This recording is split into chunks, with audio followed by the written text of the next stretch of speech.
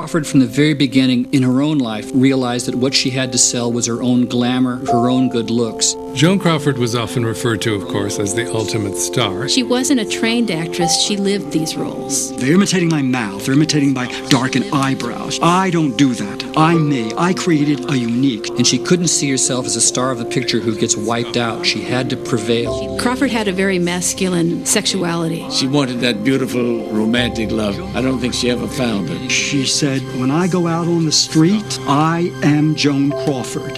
If you want the girl next door, go next door.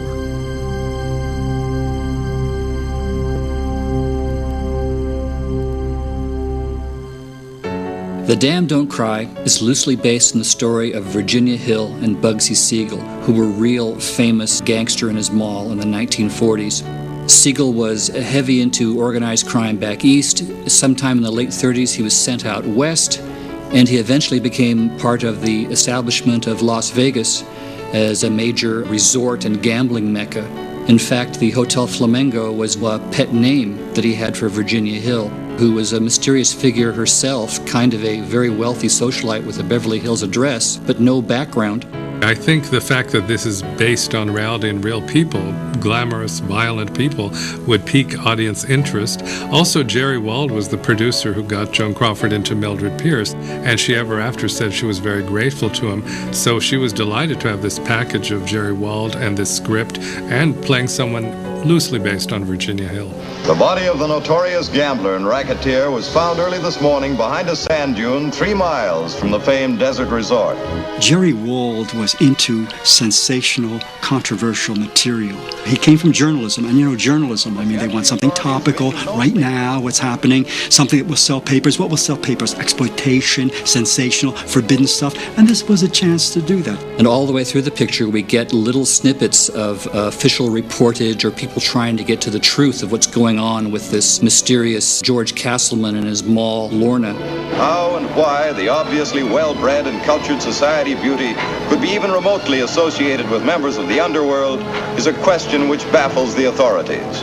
Warner's was always very known for its sharp, snappy scripts, especially with dialogue read very quickly and snappy.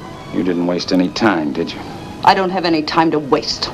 So they had this experience of hard-boiled writing, and hard-boiled writing, you know, is very objective, emphasis on nouns and verbs, because it's quick, it's direct. You enjoy making a person look like 2 cents, don't you? Well, get this straight. I don't like being made to look like 2 cents. People don't have time to qualify in a Warner Brothers films, you know? It's this or it's not that. The night we started, you gave me 20. I learned from Grady it should have been 50. This just straightens out the bookkeeping. It does more than that, honey. It closes the books. I'm getting myself a new partner. While you're at it, you better get yourself a couple of other new items, if you'll excuse the expression. After the war, when film noir came back in a big way, we got a lot of that, especially when James Cagney returned in a couple of gangster movies. The Damned Don't Cry definitely has that feel. Now, the way I got it figured, a guy who's satisfied, the guy's standing still. You're not standing still. You're moving backwards. Don't look that way from where I sit. It's where I sit that counts. And from where I sit, I don't like what I see. The Damned Don't Cry really has the Warner look of the period, which was almost uniform. The movies launch quickly, they move very fast, there's no relaxing of the pace, they go from sequence to sequence, and then when they're over, they are over fast. It has that look, it has the feel of these very crisply shot scenes where there's no fat in any of them. One reason for this was because of the head of the studio's penuriousness. He felt that, you know, a movie that talks longer, runs longer. A movie that runs longer costs more. Also the fact that it is embodied by Joan, who is always seen on the move, always moving, always doing something, always, you know, bursting out of this and going into that and trying this and trying that. That also gives the impression of movement, briskness. But I take my mother before I take you. Ah, shut up. The original script, The Victim, was written for a beginning of a 16-year-old girl who was going to New York and try to make good. And The Damned Don't Cry, of course, was a woman, already Crawford was in her 40s, so it needed some readjustment. And it turned out all right for Crawford. Joan Crawford's most famous and effective vehicles were always sort of a repatterning of her own life story that made her very popular because she was the identification figure for all these females out there who wished they had a life like she did.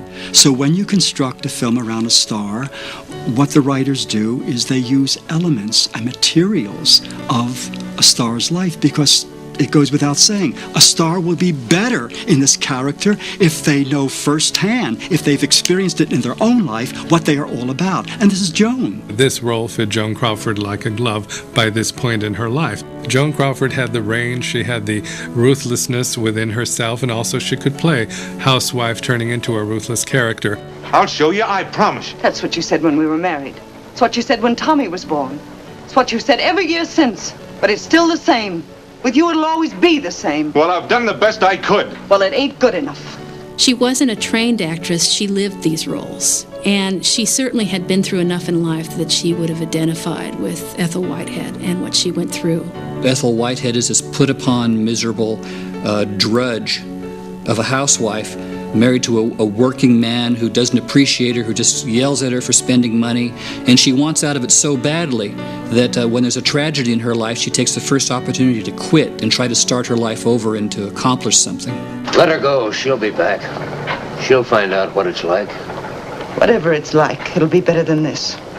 I want something more than what I've had out of life, and I'm going to get it. But then when she goes to New York, she realizes that she needs to use her sexuality in order to achieve what she wants, being in basically a man's world. And anybody that could make a peplum move like you don't need anything else. Well, in this film, it shows very clearly that what a woman in those days had to offer was basically her sex appeal, her looks, and if she was willing to trade on them, then gaining power, money, position through sex. In gangster movie tradition, she uses sex just like supposedly James Cagney or someone might use a gun, which is the old saying. But the fact is, she's competing in a world that she conceives of as a man's world. Why haven't I seen you around here before? And she has to use whatever resources she has. Now, in whose name shall we write the lease? Mrs. Forbes. Mrs. Lorna Hanson Forbes. Forbes. Oh, yes, of course. Steel, isn't it? Or is it tobacco? No, oil. That's why I'm leaving. Derricks everywhere, even in the backyard. Once she becomes the socialite, she and her mentor create this persona. And only by creating that persona can she enter that part of society.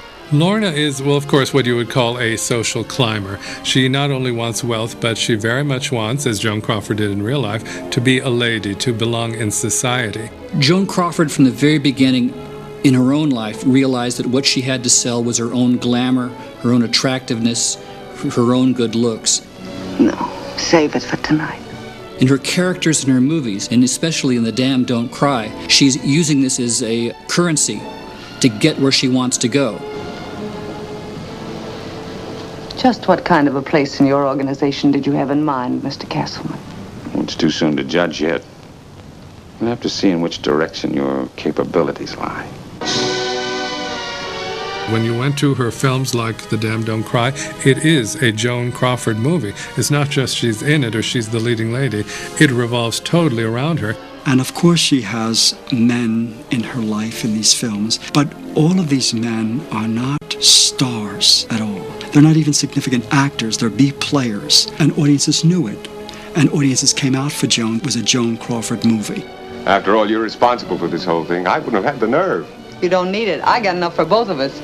Joan's relationship with her directors, which was off the set as well as on the set, had to do with the fact that Joan wanted to be liked. Joan wanted an audience. So how better to get an audience than to have the director love you, be in love with you. She did say herself, I think most of my directors have fallen a little in love with me, and that would give her more security, again, that he would be behind her, on her side. Joan Crawford was definitely so in love with her image that she wanted total control over the way she was perceived. And having control over the movie, of course, means having a very good relationship with her directors. She really wanted to know that no one on that set could be favored over her. She wanted to be at the center of everything, and that's why she wanted to monopolize the attention of their directors. Hey, look out!